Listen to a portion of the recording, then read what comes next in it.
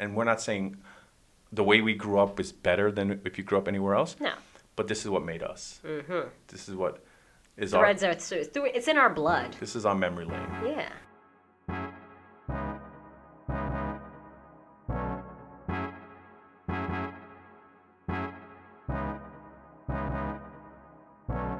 Welcome to Unprovoked Tangents, the podcast.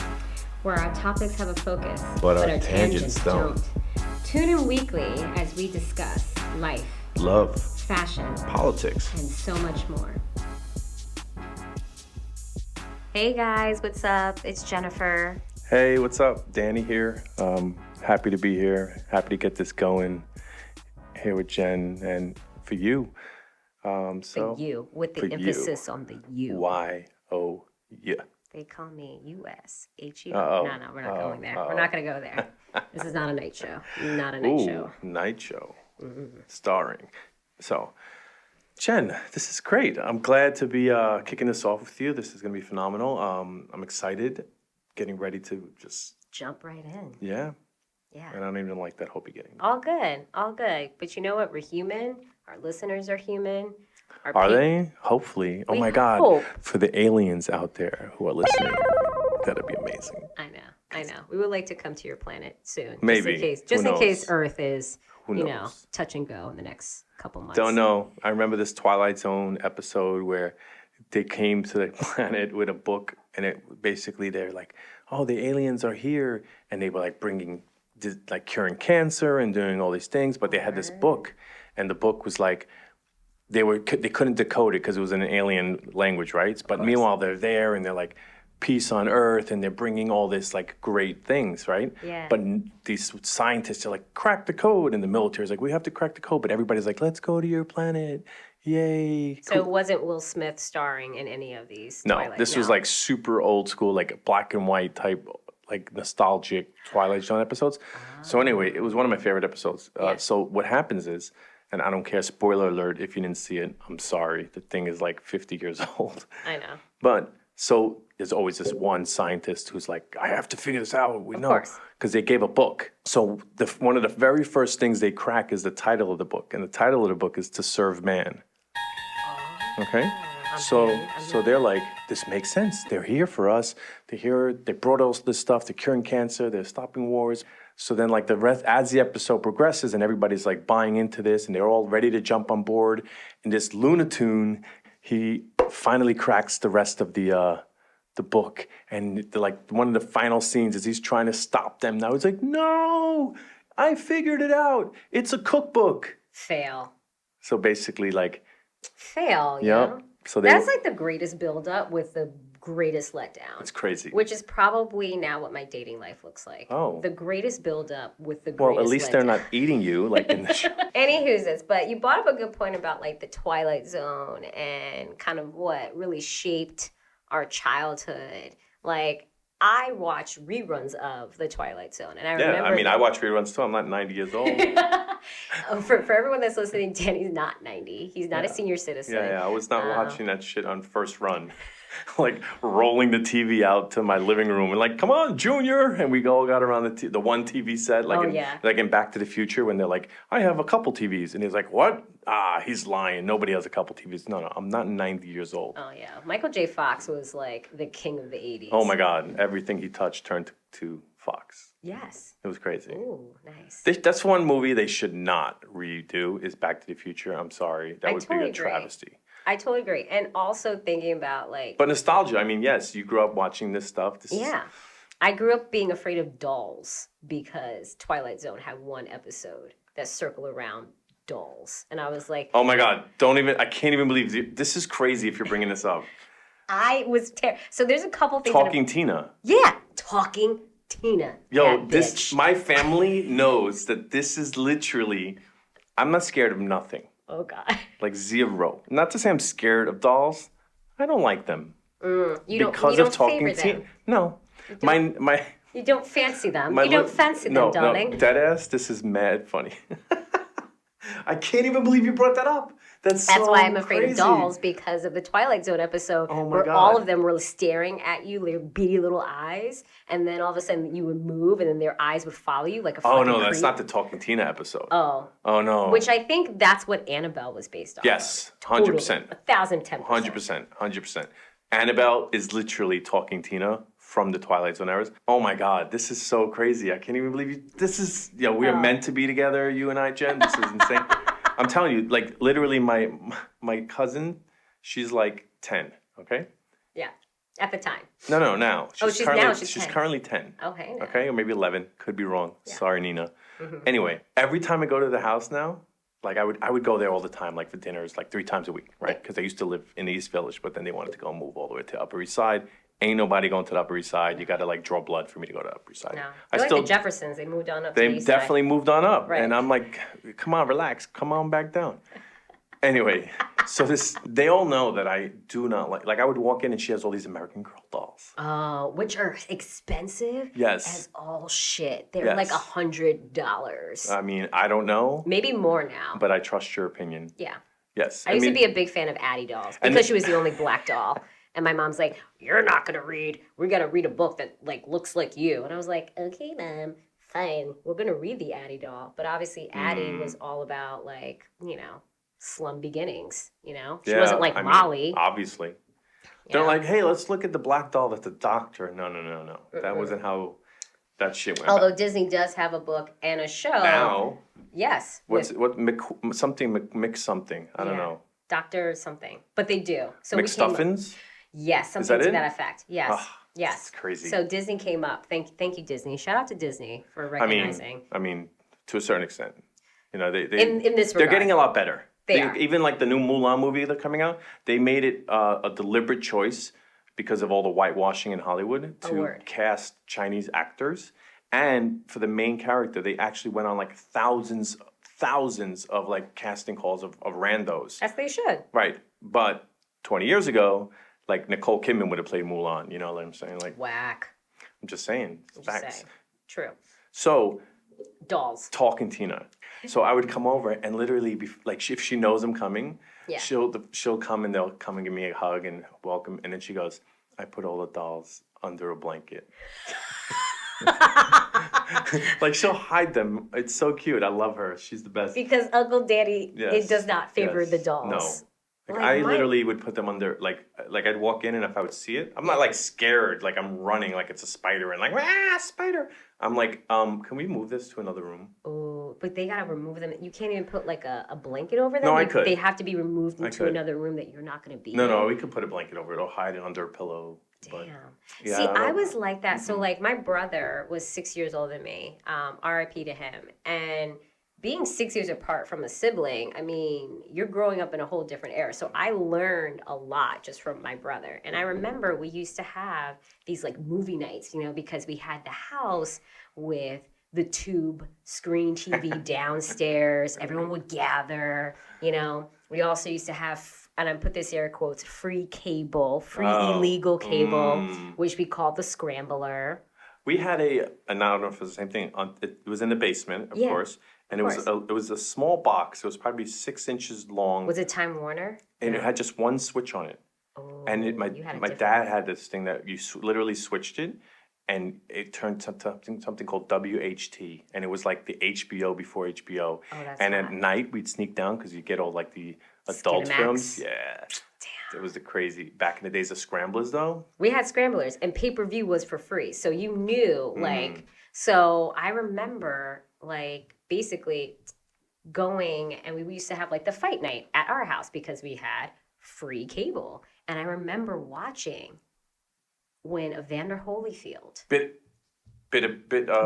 yes, Evander Holyfield's ear spoiler got alert bitten in case you haven't Mike seen Tyson. that. And I was like, what is he gnawing on his ear? That's and I was crazy. like, is my homie hungry? Like, can't you get him a snack? A street fight. There was a street fight, but he he also from raised. Brooklyn. But he also raised pigeons. I mean, come on. No, that was later. That's when he was. That's like his formative years. That's like when the old people are in the like Central Park throwing the bird seeds to the birds. At that point, that person could have been a badass motherfucker. You know, and True. now they're just like at their humble years. So like, I'm gonna feed birds. Like Bob Ross, right? Because I'm remember, gonna paint a happy tree. exactly, Bob Ross was in the army. Was he? Yeah, he was like a Green Beret or like some. Yeah, if you do the backlog, if you Wikipedia Bob Ross, he was in the army. What? Like he was hardcore, and a way of therapy for him to cope with PTSD. Don't quote me on this. Was painting. That's crazy. And that's how Bob Ross became Bob Ross, which in turn also shaped my childhood because, you know, I needed something calming to watch. Cartoons weren't doing it for me anymore. You know, Rugrats, I was like, I'm over Rugrats. And Channel 13, Bob Ross, you know, draw a little tree. Pop, pop, pop, pop, pop. His fro was always on point. You know what's very crazy? luscious. Like, a lot of people at a certain age can sit here and nostalgia about Bob Ross I love and Bob. Channel 13 and all this stuff. Because we didn't have cable. Mm-mm. Like, literally, you had the small-ass channels, like the regular channels that everybody had, right? Of course. And then you had Channel 13. You catch the did Bob you have Rosses. 21? And we had 21. Yes, 21. But for me, my golden era of childhood this was my routine. Okay. So I would leave elementary school. Uh-huh. And I would, you know, latchkey kid, come home and let myself in, make myself 2 peanut butter and jelly sandwiches, right? With the crust or no crust? Always crust. I ain't that. And I didn't cut the shit in half or in a triangle. No one cuts the shit in half, but no crust. No. Everybody, my son, you have to cut it in a triangle. White bread or brown, or white bread or wheat? This was, Wonder bread. I mean, Wonder bread. it was Wonder Bread. I get There it. was like 3 choices of bread. No one has celiac disease back in the... No, nobody. No, but there was like, I'm allergic to that's the gluten. thing. You would go to the grocery store, and I don't know how my mom would still spend like 2 hours in a grocery store because the choices was so minimal. There was literally white bread, wheat bread, and then there was always like the weird shit that nobody ate, like the Cinnamon bun? pumpernickel. Like a cinnamon? No, with like- the cinnamon topping? No, it was just like some weird ass like rye, like Jewish rye, and that was it. It was like white, like whole wheat, Jewish rye, and then the brown ass pumpernickel that nobody touched. Pumpernickel was tight. No, we didn't touch that. Oh, but you know what was a game changer for me? growing Jamaican up? sweetbread. No, it was all right. No offense. But potato bread. You never had potato bread? Of course, but yes, when that came out, I felt like I was like, yeah, but that didn't come out right away. That was like later on. Oh, potato bread.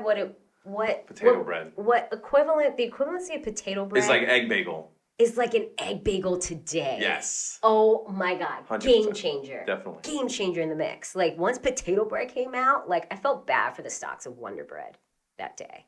Oh my God. So yes, so I would come home. Well, you gotta you can't just No. brush past peanut butter and jelly. We gotta No, get I'm gonna break it down. You gotta break it down. You gotta tell me if it's Smucker's jelly. Okay. You gotta tell me if it's like Jiffy. No, we definitely were the Skippy household. Oh, Every once in a while, somebody okay. bring Jif home, and I was like, "What is this shit?"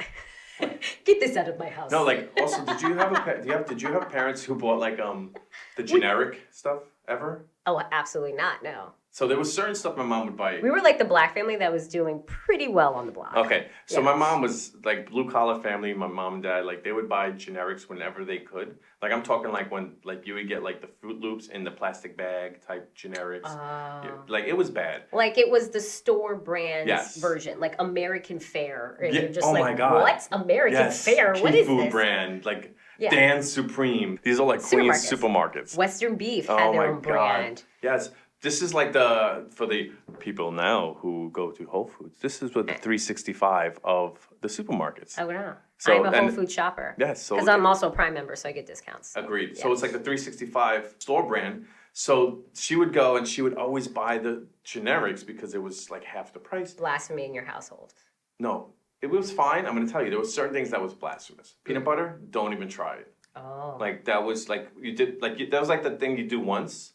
You know what I'm saying? And we don't repeat it. Like a bad relationship, you're like, nah, red flag, don't do it again. Oh, yeah. She bought the generics peanut butter once, garbage. And I'm not even kidding. Did you, all Jen. your brothers? Did you and your brother like put your mom on like a demerit case? Like your mom, you bought generic. No, we didn't. We weren't allowed, but we definitely. She was shunned for that week. She knew. She knew she. But let me messed up. explain to you, like this is some crazy shit. I'm gonna explain to you how this generic peanut butter looked. I'm so fearful about being a parent, just because I don't want my kids to shit on me for buying like non-name brand food. Did your parents ever buy like the tub of margarines? Like literally, they were like the size of the buck. country. What's the country? I forgot. Yeah. Yes, it was like the brown one. Yes. It was So it was like the shit that you go to the beach with. Like it was that big, like a pail. Yeah. Okay. This is what the peanut butter came in. Okay. It was in something like that with a white handle. Like literally, it looked like a fucking bucket that you would go to the beach with, and that was the peanut butter. Hal Tuna, no. Oh. Anyway, that was a diss. That was it creamy or was it crunchy? Only creamy. Crunchy didn't come when Crunchy like came on the scene. That shit was like, oh my god. Yeah. That was like when Nike dropped the air bubble. Same shit. I'm telling you. Did I tell you? I used to have like, what was those? Yo, the Reebok pump. Did I tell you my shit exploded one day in school? How much did you pump that shit? I pumped it mad long. You was listening to pump the jam, pump it up while your feet up, and you just kept going. I'm playing in the game, get your booty on, but and I was like, make my day. Yeah, it was Make dope. my day. My shit busted. Make my day. But also, I was mad short, so I feel like the more I pumped, the taller You tried to I would get. Oh, you were one of those. Yeah, I'm still 4'11". I mean, I was even, I was a foot shorter then. So you were 3'11". Word. But with the pump, you was 4. Yeah, exactly. You got that extra inch. That's you crazy. know, that extra inch matters. I mean, hey, inches matter. So do feet. Anyways. Facts. So elementary school, my routine was come home, make 2 peanut butter and jelly sandwiches, and I was like on a quick time. Don't ask me about homework. I don't want to talk about it. That wasn't a priority. You didn't use your loose leaf paper to write your homework on? I never did homework. Hold on. So wait. Yes. Peanut butter and jelly. Oh my God! Sorry, we got to come back. Yeah. So I'll make it fast, but No. I literally would leave school. I would have to be home by a certain time because I'd have to quickly make 2 peanut butter and jelly sandwiches, and then it was For time yourself. for 3:00. G.I. Joe. Of course. Okay. Duh. Like every episode, did not miss. And then at 3:30, this is you're gonna be like, where is he going with this? Because you said channel 21. Yes. I'm going to channel 31. What? Okay. This is Video Music Box. This was Ralph McDaniels. Yes. This is before MTV. Which, by the way, I went to school with his daughter, St. Boniface. What? Yeah, Kim McDaniels. Yeah, Get the fuck out of here. absolutely. Video Music Box. Yeah, absolutely. Yeah. So I remember, I was so addicted to the videos. Like, first of all, Video Music Box, what it is today. I don't know if you've seen it. I haven't seen it recently. It's obviously hip hop. Yeah. It's obviously, but that's what it was back in the days. Like, I remember the opening credits had like Aha as like which was like a pop rock. Yeah. Like they would play like Madonna. They would play like all types of shit. Right. So it wasn't hip hop. Like, yeah, it was the only place you could get rap. Right. 100% because nobody else was playing rap. Rap music was only played like at 10 p.m. Oh, because it was like... Yeah, on the radio, they didn't play it. It was like rebellious, like you can't play it. Like literally, I remember... It's totally whack. And now you think today it's like the #1 music genre. Now it's pop music. It's like pop. honestly, pop music means popular music. Right. So that's what rap music is today. That's why there's so many rappers a dime a dozen. The ones that were back in the days, they literally had to be the best of the best in a sense. Course. Because I remember... It was too much competition. Oh my God. Way too much competition. Like Biggie, Tupac, I mean, the list can go on and on and on. I mean, I'm even going before that. Jay-Z, but when he was with Jazzo. Oh, shit. You guys didn't know I knew this. That was good. But Ooh. yeah, I remember like I would sit because it was 10 p.m. and I'm a child. Yeah. So in order for me to even listen to hip hop, I would have to press record as I was going to sleep on the tape deck. Oh, you had a tape deck? Yeah. Y'all are rich. And I would record, go to sleep, wake up in the morning, and that was like my gold mine. I would literally have that tape and I would be like, yes. So it was like, because back then that radio was radio. To this day, Okay. 20, 30 years later, nobody knows who broke my dad's radio. I didn't do you it. know. No, I didn't do it. My Yeah. older brother didn't do it. My younger brother didn't do it. To this day, nobody fesses up. So now we came to the conclusion that maybe it was my mom. Probably was. He came home, he's like, who broke the radio? And we're like, it wasn't me. Yeah. And all 3 boys saying it wasn't me. We all got in trouble. Oh, and your mom didn't say anything? No, this is like years later. In Okay. retrospect, we're like, it was her. Of course, But yeah. for years, I still think it was my older brother. Of course it was. It definitely was. Because he Yeah. was like, it was Danny. And I was like, well, I used to blame tons of things on my brother. yeah, but you're the Ev- younger ev- girl. Right. Everything was his fault. Like Kool-Aid. Like who drank all the Kool-Aid, right? That was a big discussion in my household. I just made a fresh batch of this high fructose corn syrup Kool-Aid minus the high fructose corn syrup. Because everyone was drinking high fructose corn syrup. Like, back when I was growing up. I mean, we didn't even look at the ingredients. Right. Did you know anybody who looked at an ingredient? No, I didn't. Did you think I looked at the ingredients of shake and bake? Did I know what sodium meant? No. No one knew what salt and sodium and high fructose corn syrup. Yeah. I love how you say fructose, but it's Fructose. I'm like, where are those letters going? High fructose corn syrup. Just because I'm making just it sound leaving the C off. Fructose. It's not fructose. Anyways, but yeah, like who drank all the Kool-Aid? I just made a fresh batch. Which you're just like, I'm like, Mom, chill out. It was just water in a packet. So I bet your brother got slick and he started leaving the little zip at the bottom. Like he would drink it till there was hardly anything left. And they'd be like, I left some in there. Oh, yeah. No, he was totally that kid. Keith was totally that kid. Yeah, yep. But I would be the one that would finish it and just put it back in the refrigerator with nothing left. And then immediately my mom was like, who did this? You know what's going to happen, right? And I was like, Keith did it. I have a son. And before I had children, and I was in my teenager years, I was a problem child. Oh. And my mother used to say to me, Danny, you wait. When you have a kid, he's going to be worse than you. That's an omen. And I said, because I'm a teenager, I'm not even thinking about having kids. I'm like, whatever. Okay, great. Thanks, Mom. I'm going out. Yeah. Guess what? Yep. You got it. Thanks, Mom. Yep. So be prepared. Since you're sitting there and you're like, hey, da, da, da, da. My kid's going to be a terror on the high seas. 100%. I already know it. 100%. I already know it. If it's a girl, I am like... You better I'm shit out of luck. Because she's going to be incredibly smart, but also incredibly crafty. And I'm very afraid because she's going to pull a lot over me. And for those of you who need explanation, crafty in Jennifer's description is meaning?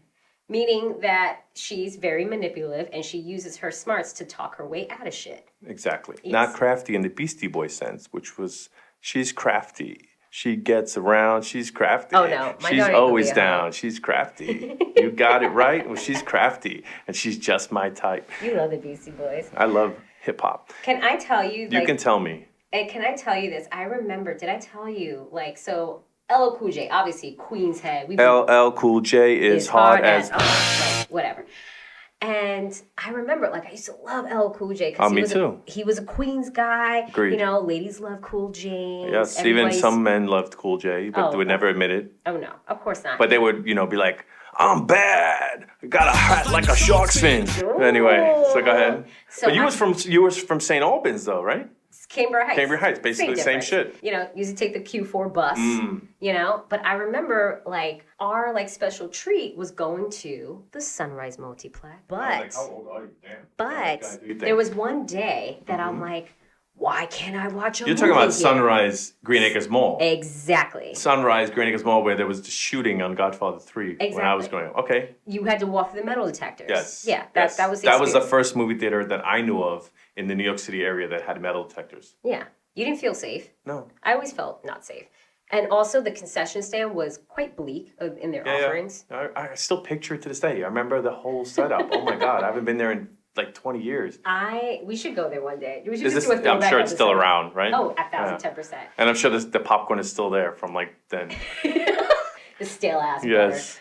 The stale ass butter. So anyway, so you're. I remember I was like, why can't I go to the movie theaters? Because it was shut down. Right. For recording or filming. And I said, why are they filming here? Turns out, LL Cool J was filming parts of Doin It. Music video. Shit, doing it well. And wow. In the Green Acres movie theater? At the Green Acres movie theater, because when she comes out the car, he's in front of the Sunrise Multiplex. That's crazy. Yeah, he was in front. So to your point, so there's a Green Acres movie theater, which was like the smaller one down the block. Right. Then there was a Sunrise Multiplex, which was the big one, the big one.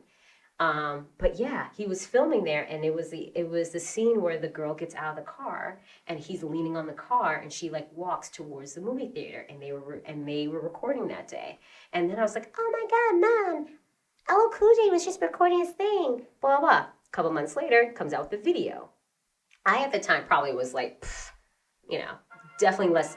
Yes. Yeah. It was a nasty ass song. This was the shit. I represent Queens. She was raised out of Brooklyn. Yes. He was so nasty, right? So nasty. So, but I used to be a music fan. You know, I used to always sing her parts. Oh. How? Because I felt like it was like the dirty shit. Like I was like, she was so dirty. She was so dirty. Yeah, she had the. She was so dirty. Go ahead. So. But I remember I must have been younger than, I must have been like 7, 8. I can't remember. I definitely was younger than 10. And I memorized the entire song from beginning to end. At 11 years old, you're singing that song? Right. And I mean, I don't know, like, logistically, like, what I'm saying. No, never. Like, I used to say shit in songs that completely went over my head. Right. And had, like, to this day, like, I'm like, I can't believe I was singing those songs. Dirty words. Yeah. Yeah, dirty words. Like Beastie Boys, again, back to that, but it's like, he did it like this. He did it like that. He did it with the wiffle ball bat. And I'm like, just singing that. And right. I'm like, oh, he's playing wiffle ball with his friends. So innocent. Oh, Our virgin ears. But yeah, I used to remember it like from the beginning, you know, from the back to the side, right? I'm in the zone. And I'm like, oh my God, they're playing sports from the back to the side. They're playing football. How about when it was like, it's the first time together and I'm feeling kind of horny. Conventional methods of making love kind of bore me. I'ma call you Big Zeddy and scream your name. Matter of fact, I can't. Okay, yeah, I'm not even gonna go there. That was good though. Show. That was good. But no, I had to get into character because if I'm doing of course, yeah. It was first time again, I'm feeling kind of, you know, very slow down your flow. Get it on me like a G, baby, nice and slow. Like, I was just like, I had to, but we used to perform for our parents at night, right? You did not perform the song for your parents. I did. It was part of like our show and tell.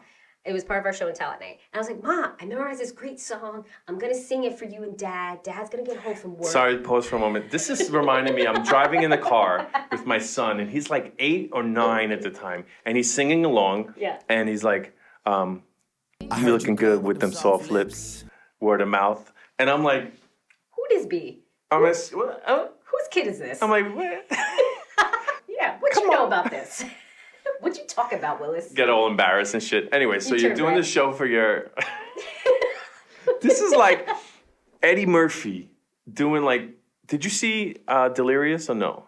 So the opening scene of Eddie Murphy But wait, the one thing, can I just talk about this for 2 seconds? Yes. And this is like now my new thing. I feel like when a comedian reaches like the pinnacle of their career, they usually have to wear some type of leather. Oh, I mean, I would if I was anywhere in the public eye. No, it's if like I was famous tomorrow, leather equates that you reached the pinnacle in your comedic career. Yes, and for a man, 100%.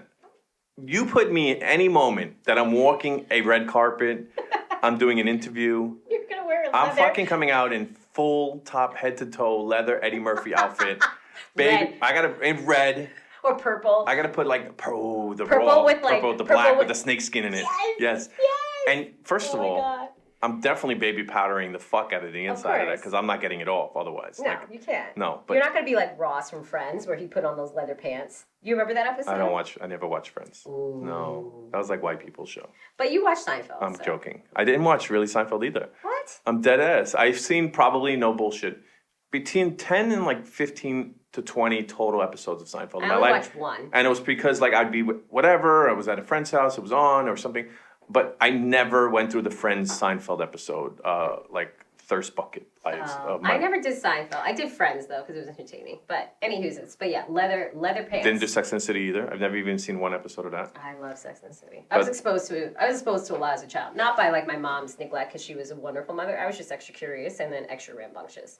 I just find ways to like we used watch to go to shit. the video rental store and hang out in the adult section. But Blockbuster didn't have No, that. not Blockbuster. It was the mom and pop video stores. They were still the only ones who still had the behind the curtain where you couldn't go. Yep. It was the beaded curtains. You could go behind the beaded curtains. You know what's funny? You look back at it now and you're like, there was like a little 18-year-old working at the counter. Like if I was 18, I'm like, go ahead, kid. Go ahead back there. Learn about some stuff. Exactly. So write a dissertation. You're performing for your mom and dad. Performing for my mom and dad, and I'm like getting up and, you know, I'm standing in front of them. This is after dinner. And I put on the song. Because, of course, I had a little cassette player. Right? And I put on the song. I crank it up. And it starts like... This is bad. This is the beginning for my nightmare for my parents. So I just turn it down low enough so they could hear me rap. And I full blown to its entirety. And my mom is just mouth agape. Like, she's like, oh my God, I have failed as a parent. My dad is like, I'm probably going to send this child away. I'm probably going to send this child back to Jamaica. Yeah, you're the reason and make her a nun. Because, like, the things that was coming out of my mouth, I mean, they must have thought, like, I understood. You were 10? I probably was 9. Yeah, this is because my brother was still alive. So my brother passed away when I was 11. So I was definitely around when he, must have been around. Did he perform it with you? No, he just stood there in shock and then laughed. Yeah, I would have been dead. Yeah, he was laughing hard. Because he's 6 years older than you. Yeah, so he's on the floor dead. Yeah, and laughing. I think... He's like DED dead. And I think from my memory, because, like, I used to blame things on my brother. I was like, Keith, I think I'm going to perform Doing It for Mom and Dad when they get home. He set you up. Absolutely. He was like, of course, it's a brilliant He's idea. like, I'll help you. He's like, and here's when you should do the move with your hips. The gyration. And you're like, what does that mean? Don't worry about it. It means that you just got off of a great roller coaster. It's like, what? Oh, my God. And yeah, I got grounded. I got Just spanked. grounded? You're the reason that movies like Footloose exist. Like, why whole communities ban music and dancing. Like, that's the moment. Oh my God. Oh, The man. amount of appall that went through. I mean, I'm appalled right now. But rewind a little bit. So we're both from New York. Correct. Okay. Native New Yorkers. We're both from Queens. Yep. I currently live in Brooklyn. Yes. I currently live in Long Island. Okay. Shout out. So I'm definitely raised in Queens. I've been in Brooklyn for the past 6 years. You're like my Doing It song. I'm like you're doing it song, but I'm the opposite. I'm the reverse. Instead of raised out in Brooklyn, I was raised out in Queens. Yeah. Represent Brooklyn now. Exactly. But I do want to say that New Yorkers and we have a reputation. We're not going to say we're aggressive, but Yeah. you kind of have to win us over. But our we require confidence- a little bit more work. Our New York confidence is perceived by many as arrogance. Correct. And a or lot- unfriendly. Let's say unfriendly. Unfriendly. Yeah. But Or unapproachable. it also makes a certain type of individual. It's definitely not to be cliche, but it's like that old saying, if you can make it here, you can make it anywhere. Facts. Those are for people who come here. Correct. And they can make it. The people who are born here, that's why they have I know I have a certain thing, like everybody's like, oh, I lived in New York 10 years. I can call myself a New Yorker now. There's like an unspoken rule. And I'm like, yeah, you can call yourself a New Yorker who understands the city and can navigate the city. Right. But if you weren't growing up taking the bus to the subway to go into the city, or you were eating a chopped cheese in the Bronx, or you were growing up eating a beef patty and then had the option to eat the beef patty with some mozzarella at the pizzeria because every pizzeria had some beef patty with mozzarella. Or Cocoa bread. You got to do beef patty cocoa bread. 100% at Huey's Bakery in Jamaica. I don't know if it's still around anymore. Shout out to Huey's Bakery, but they had the best beef patty with cocoa bread. Oh man. And I would always get the ting. Oh, ting is the shit. What are you talking about? But like growing up, my meal for breakfast in high school was always Linden chocolate chip cookies with a quarter water. Of course. So this is New York, and every city has that. And we're not saying the way we grew up is better than if you grew up anywhere else. No. But this is what made us. This is what is Threads are through. It's in our blood. This is our memory lane. Yeah. So I would like to say, in the words of KRS-One, he said, everywhere I go, every nation know I'm a New York dude. That's not New York rude. Ooh. All over the world, I eat New York food. I'm at home anywhere, any place. Right now, somebody from New York is in this place. Yeah, no matter what, I'll always be NYC. Ooh, So- bars. So that's KRS from the Boogie Down Bronx. Yes. Home and birthplace of hip hop, so I had to throw that in there. Of course. Um, But I remember, like music. Yeah. Hells yeah. that was the video music by Intro. Oh. Also, we can't like ignore like Slick Rick. What? The Oh. Great Adventure. Oh my God, that goes back to your LL Cool J doing it. Yes. Like, because Slick Rick, oh my God, that's so crazy. So The Great Adventures of Slick Rick, he had this song called Indian Girl on it. Yeah. And that shit was just about fucking. And it was super Really? graphic. And I remember I would play it. My older brother was always like the music police. He'd be like, stop playing that. Mom's gonna do it. Right. He would always be like that guy. I was like, like there was a KRS. What does your older brother do now? He's in Accounting. media. He's Oh, okay. no. He's a director. He's in the arts, but it's just like he was super like I don't know if I'm sure it was just to bust my chops, but Yeah. like there was like Boogie Down Productions. By Any Means Necessary album, and then there was always this one song that basically had this curse like moment in it that I would always put on blast and play like super loud, and like he liked like 9 out of 10 of the other songs, but that was my song that I was being like the rebellious. It was like, at 10 you sucked, at 9 you fucked, at 8 you're a sucker, at 7 a motherfucker, and I was just like on that blast, like for no reason. I'm just like, poof, and I'm like, but I was also the type of guy when Onyx was out, there was this female rap group called Boss, and they had a song called I don't give a fuck, not a single fuck, not a single solitary fuck. I don't give a fuck, motherfuckers. This is before rough stuff with my Afro Puffs, right? Oh my God, yes. Rock on with your bad self. So, who was she signed under Snoop? That was Lady Rage. Lady Rage. Yes. So she need the emphasis. Lady Rage. Yeah. So I don't think she was on the Snoop. Oh, maybe he because he was definitely like on that song, Rock On With Your Bad So a rough and stuff with my Afro Puffs. Yeah, and then everybody wore that hairstyle for like a year and a half. And do you remember that? Okay, so do you remember who? I did. I proudly did, with my bobos in my head. But in that was that Lady Rage gangsta bitch era. Yeah, it was the sunglasses with like baggy stuff, SWV. Because SWV came out. And TLC. And TLC, which I loved, but it was all about like they're a singing group, but they're wearing baggy shit. They're dressing like dudes. Okay, here's what you did. And Aaliyah too. Did you do it? Did you do it? Of course I did. Did you wear the sunglasses on your forehead? Okay, so this is what I did.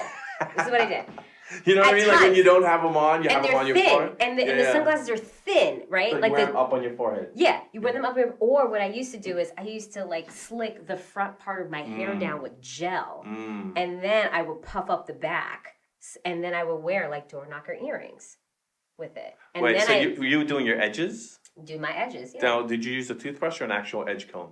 No, I used a toothbrush. Yeah, I'm like, who uses the edge comb? Like comb, that was a toothbrush. Agreed, but I always wondered. I had this conversation with a coworker. Medium. It has to be medium. It can't be like can't be soft. No, you gotta have medium. You gotta got a little bit of tense to do, right? Yeah, edges, right? But I always wondered, like, depending on your affluence, like, is Beyonce using a toothbrush? Hell no. Or does she have like some gold ass, like perfect bamboo, like it's edge sustainable comb? bamboo or dusted with gold. Probably 1,010%. You think she's using a toothbrush? I think she has to. She's mom of 3. She can only go. Do you think she's walking up to Blue Ivy and doing her edges with a toothbrush? Oh, definitely not. But I will tell you this: Tina Knowles probably does, because Tina Knowles was by trade a hairdresser. That's why all of their hair in Destiny's Child was on point, as well as their costumes. They were always coordinated because Tina Knowles stepped in. And she was like, hey, I'm a hairdresser. Let me make sure my daughter's hair is hooked up. So I'm pretty sure Tina Knowles stepped in and was like, hey, Blue Ivy, your edges looking crazy. Let me get this toothbrush real quick. Because Grandma knows how to take care of it. I really want to know. I wish I can just telepathically ask that question. Or be like a fly in the wall while it's happening. You think Michelle Obama's doing her daughter's hair with a toothbrush? Absolutely not. That's what I'm saying. Like, absolutely not, no. I don't know. Because, like, Michelle ain't got time for that. She's kind of like, y'all she's in doing college. it. No, she's doing it. Y'all in college. No, at this point, but when they was younger. Oh, absolutely. No, when they were younger. You're hoping your college-age daughters can manage their own edges, I think, at a certain point. I think that's a rite of passage for women. If you can't manage your own edges, by the time you graduate high school, you're doing something wrong. But that's just me, But I remember, like, the days of Aaliyah. It was, like, this sexy femininity, but, like, you wear the sports bra, like Tommy Hilfiger, Carl Kanai. What was the other brands that... what do you mean? Cross Colors? Cross Colors. Columbia. That's when, like, Columbia came out. Marc Ecko. Like, baggy sexy. School of Hard Knocks. Right. Tim's had, like, a big thing happening, And, like, Gerbeau was, like, much later. Did you just say Gerbeau? I know. Is it Gerbaude? Oh, my God. I've had this argument before. It's Gerbeau. Gerbeau. I used to have a pair of Gerbeau. But that was from the Grand Poobah song, right? Yeah. Gerbeau jeans, Tommy Hilfiger backpack, whatever. Yeah. Gerbeau's hanging baggy. Yeah. It's so much fun. And the Lugs boots, Lugz. Do you remember those? Yes, the Lugs boots. I had like the knockoffs. That was the early age when people couldn't afford the baby fat. So they was going for like when J-Lo came out with her clothing line. Oh, I remember when because I used to get in trouble for this too. Like, I remember there was like an error where people were like cutting off the tops of jeans. Oh my God, I remember that. And it was like Mariah Carey like started it, and I was like, Mom, I'm gonna cut off the top of my jeans too, so I could be like Mariah. you know? Me and Mariah go back like baby to pacifiers. And she was like, the hell if you are, you know? That's crazy. And But, she didn't let you do it? No. But I also like ruined my jeans too. She was more afraid about me not like ruining my jeans. And I used to be into Prince and MJ. I would try to like find the glove, one glove to wear to school. I went to a Catholic school. I did that. So I'm like, it's just like I'm in a jumper and I'm trying to wear a glove to school, but I couldn't find it. So I was like, whatever. You know what's crazy about that glove? I did that. Of course you did. So the glove, I grew up skiing. So there was this glove liner that you wore on the insides of your gloves that was basically silver sparkly. So I used to try and rock that to like With school. what? Yeah. But I also was the love same it. guy who had like the Michael Jackson jacket with all the zippers and everything. In black, not the red. Yes, of And course. I even had, no bullshit, I had like it was like a 10-inch by 10-inch square Michael Jackson pillow with the lean. Like he did the lean on the Thriller cover. We were talking about that earlier, and I had a Hulk Hogan flat pillow because my mom took my brother and I to, at the time it was called World Wrestling Federation, WWF. Yes, It was called WWF. Yep. Right. And Hulk Hogan, this is also when Andre the Giant was around. You know, so we Jimmy went to... Superfly Snuka. Exactly. Yep. We went to like Madison Square Garden. And You went to really? Yes! My mom was fucking cool. That's cool. My dad wouldn't even let me go to concerts. No, we went to WWF and Hulk Hogan, Randy Savage. Wow. You know, Savage or Slim Jim. Oh yeah, that was really Hulk Hogan. But still, like, and I was like, Mom, I want a toy. Was it Hulk Hogan? Savage or Slim Jim. Ooh, yeah. I think it was Randy Savage. Was it Randy? I think it was Macho. Yes, it was Macho Man because he had all the red and yellow. Oh, he did. And it was the same colors as a Slim Jim. Yeah, that's right. You know what? You're right. Yes. You're right. And then I was like, Mom, I want a gift. And she was like, what do you want? I was like, I want this pillow. And the pillow was a flat pillow as Hulk Hogan. And I slept with it for like a week. But that era of cutting if I the had jeans. that pillow, I'd burn it in infamy. So there. Oh my God. That's, like, I'm on YouTube burning the Hulk Hogan pillows, and people are like, all right, great, like 2 views. But that era that you're talking about of the Aaliyah and the jeans and all that stuff. I remember going to the mall and it was like you would see. What mall did you go to? Green Acres? That's a great question. So no. Oh my God. So You're gonna blow my mind with I'm gonna blow you with the hierarchy of malls growing up. Oh, you gotta tell me. Grew up going to like Jamaica Ave. Yeah, of course. So we went to like the Coliseum. Yeah. And then Did you buy all your gold jewelry there? I did buy a big chain in high school from Coliseum, 10 karat gold. I thought I was the shit. I had a big ass Jewish star on it, like it was like truck jewelry. Yeah. Man of faith. Yeah, and I remember I came home, and my dad's like, "Why did you get that?" With that voice, like just straight. Well, he has an accent still. He's been in this country like. He's Cuban. He's Cuban, but he came in when he was 13. He's 76. Still has a thick ass accent. Oh wow. Anyway, so this is connection to his land. I don't know what it is. It's like something. But you know what's bad funny? I would imagine still having the accent with you guys, and then like we talking to anyone else. It's like, hello everyone. He's like, hi, welcome to my house. Yeah. Danny, what is this garbage? Yes. Yes. He has to keep up the facade. Mm-hmm. He's like, yeah. So I come home with a chain, and he's like, so pissed. Of course my dad is the type where everything's a problem. So, for example, like in a way where he's paranoid about certain things. So, like when we grew up in Queens, and I wanted a shearling jacket. So I remember growing up wanting this jacket. I wanted the fucking shearling jacket. I was like, I want it. Boom, boom. Go to my parents, of course. They say no. That's what you do. Yeah. They say no, but do you know the reason they say no? Why do they say no? Because somebody in Brooklyn got robbed for one. At like knife point or gun point or some shit. I'm like, Dad, we literally live in the suburbs of Queens. Nobody's robbing me for my shirt. Like, no, you're not getting it. So when I had the gold chain, I went to Van Buren High School in Queens Village, and he's like, why do you want to draw that attention to yourself? Oh. He's like, it was the Jewish star. So he's like, you gotta be careful. Like literally everything was like, Dad, relax. Yeah. First of all, he didn't know I was a little hood myself. So like, you ain't taking my fucking chain. Like, right. Bring it. Like you ain't doing it. Bring it? That's how you fight people? Bring it. I mean, I wouldn't say bring it on and start like some cheerleader battle, but like. Bring it, Damien. No, we would be like, yo, jump. You want to do something? Jump off.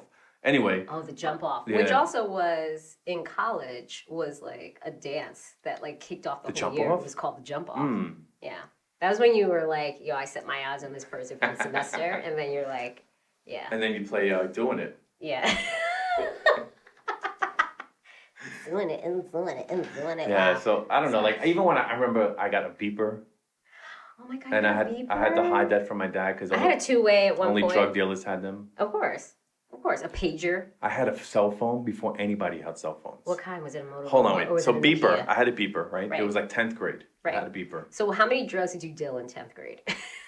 0. So I had a beeper in 10th grade, and then everybody made fun of me. Like family members, like my cousin. He was like, oh, what do you need a beeper for? Everybody Who's was like, calling you? yeah, exactly. Tell me why after I didn't need the beeper and I got the next one, which was the sideways beeper. Oh, yeah. My cousin wanted my beeper, so I gave him my beeper. Oh, nice. So now, like, it was like a trickle-down effect. And then my older brother, like, got a beeper. And then, you know, like, I was like, oh, you were making fun of me for having a beeper, like, a year ago. But now you want it. Now you want one. Same thing with a cell phone. I remember I have had the same cell phone number since my very first cell phone in 1996. And you're a 917. You're like hardcore New York. No, my cell phone number is 516. Right. But, so I'm going to this place. I remember it was, like, in like, Glen Oaks, Queens, and it was like this pop-up like cell phone store, and like I wanted a cell phone, and my cousin, same cousin, because he was older than me, he had to come and like sign for me because I didn't have credit and all that stuff. Right. Hold on. It was the fucking Motorola Flips, the original gray Motorola Flip, right? My You cell mean phone- like New Jack City Flip? Yes. Yes. Oh Yes. my God. telling New you. Jack City Flip. Oh my God. What was the name? To this day, I still wish I had the Zach Morris I cell know. phone though. Yeah. But, yeah. The yeah. big ass phone that Yeah. you could not even fit into The- your backpack the right brick. now. They yeah, called the it the brick. brick. The brick. Which I love. Like, I would have Yeah. that now if they can make it like with currency like technology. I would have the brick right now.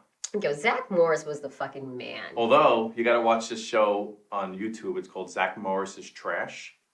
Every episode's like 3-4 minutes long. Yeah. But they break it down as like an adult looking back at the show, because as a kid you're just like, he's a cool Yeah. kid and Zach Morris.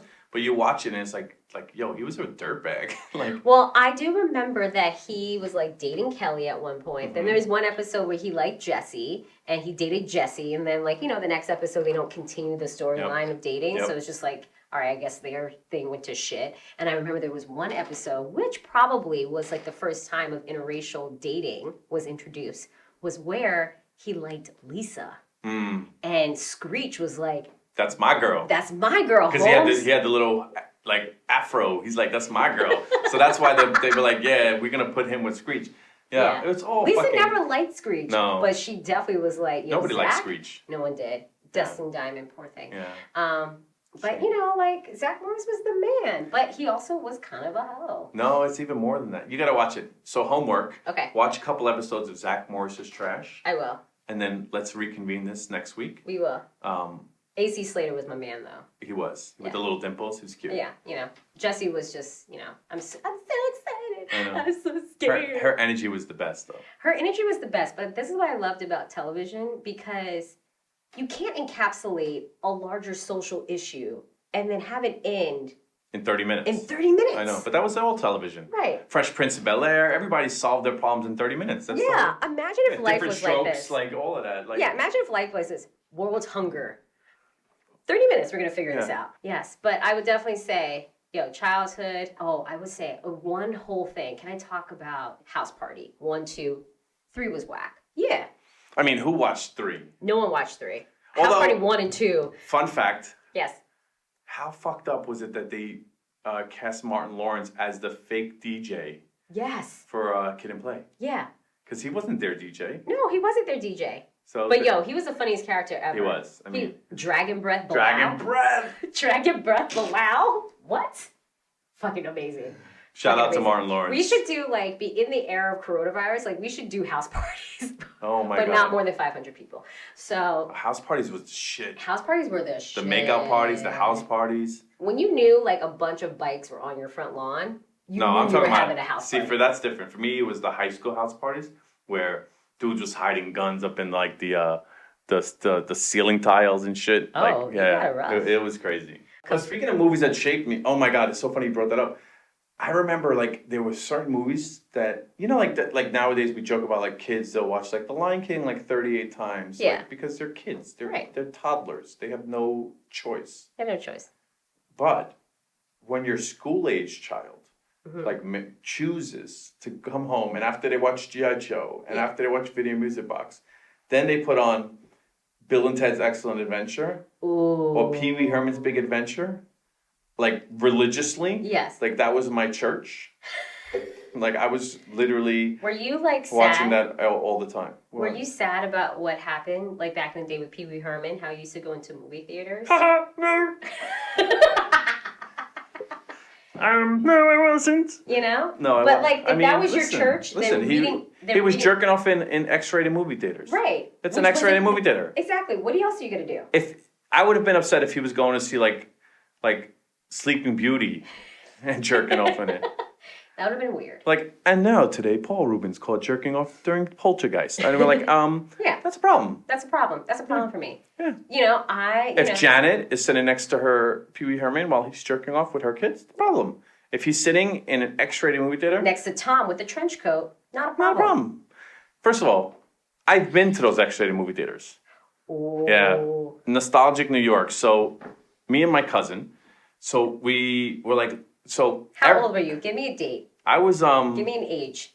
Oh my God, this is a crazy story. So, I was in my 20s, Okay. early 20s. Gotcha. College age. Okay. Got it. The Times Square movie theaters used to play X-rated movies. Like Yes. this is like nostalgic New York. Yeah. I might have even been younger. I might have been 18 or 19. Oh. Fake ID. No, they didn't ID you. They didn't care. The people who went in there were homeless people. They slept there all day because it was a marathon. They ran movies all day long. So anyway, so we go and on Wednesdays in the X-rated movie theaters in Times Square, it became Kung Fu movie night. So literally. Kung Fu X-ray movie night? No, or just not Kung Fu Kung night? Fu. Oh, okay. They literally play Kung Fu movies. That'd have been a dope combo. It was, maybe. Yeah. Kung Fu X-ray movie night? The people be getting injured. Like, I don't know. I've bent my penis sometimes, yeah. Sorry. Anyway, Kung Fu movie night on Wednesdays. So we go. My cousin, let's go Kung Fu movie. So we walk in, and first of all, we walk up to the counter, and there's a guy behind a glass window, ticket booth. Yeah, yeah. And literally, Which in this era, he probably has a ton of hand sanitizer. right? Hand job sanitizer. So it's me and my cousin, now 2 dudes, right? Yeah. So we're stupid naive. We're young. We still don't have. It's me. I'm still super You're in naive. your age of discovery. Yeah, but I'm also naive to the whole world. Anyway, so we're walking up, and it's me and my cousin. We walk up to the counter. We're going to buy tickets, and the guy behind the counter goes, "We're like 2 tickets." He goes, "Movies only." Movies only. He repeats, and he like points to this sign that says like "Movies only." Yeah. As an adult now, I know what he meant. Yeah. He didn't want us going in there because people just go into the fuck. Or jerk off. Yeah. And Yeah. I'm going with the dude. We're going to a movie. Oh, he meant just watch the movie Yes. only, not like do other things. Yes. I get it. So we pay. We're like, cool. We pay. We go in. We're in for like 5 seconds, and we're like, fuck this. Let's get out of here. Because Right. the floor was sticky. It Ew. smelled. It was literally a homeless shelter because that's what it was. I mean, it was Right. Times Square. That's what people paid. The movie was like $3.50, and then they could stay there all night. Right. So we go, we turn around, and we're like, listen, like we don't want to go. We just want I'm our money terrified. back. He's like, no refunds. And I'm like, all right. Okay. And like, so We just lost $7. yeah, and then it was an argument, and I think he gave us half our money back, but it was crazy. And that was like the weirdest Kung Fu Times Square X-rated experience. I didn't even know. Yeah. We have Well, gone into so many things. So this was good. I mean, Yeah. I enjoyed the trip down memory lane with you, Jen. Yes. I mean, we could talk about this for hours, obviously, and We covered a lot of ground. we did. We did. We talked about life, love, and the pursuit of queens. Music. Music. LL Cool J. We do have to reconvene this. Yes. And lead off from there. We're gonna start this new kind of Portion thing, of the show. which we call Words and things that we should kill. we're going to bury, Banish. bury. Excommunicate. So this just words that are being used on a daily basis that Right. that have evolved, that has been passed down through generations, that people use. Some we still love. Like I still love the word fresh. I love the word dope. I So- still say dope. We're not talking about burying stuff like that. The purpose is we want to bury words that we think are either used in a way that are, Could be offensive yep, or have a negative connotation. or we just feel like they're overused. And like, so we're going to do this new segment we call, Things and words to bury. all right, today's word, it's going to be urban. Urban. So- URBAN. Urban. So we're killing this word. Why are we killing this You're word? dead. You're dead, Urban. You're dead. This will be the last time we speak this word. Yeah. It's like a live obituary for Yeah. Urban. Let's read the obituary of urban.